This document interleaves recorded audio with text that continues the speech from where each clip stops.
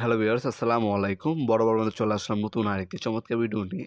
আজকে ইনকো ব্র্যান্ড হচ্ছে আপনাদেরকে 20 ইঞ্চি টুলস বক্স দেখানোর চেষ্টা করব। আমাদের কাছে সম্পূর্ণ পাইকারি দামে টুলস বক্সগুলো আপনারা পেয়ে যাবেন।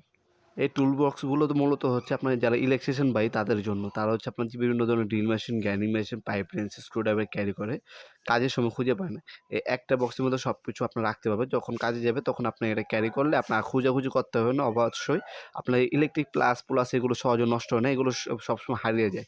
এই বক্সগুলো ইউজ করলে কী হবে? আপনার প্রোডাক্টগুলো হারাবে না। এগুলোর মধ্যে ৩ টা সাইজ অ্যাভেলেবেল আছে আমাদের কাছে।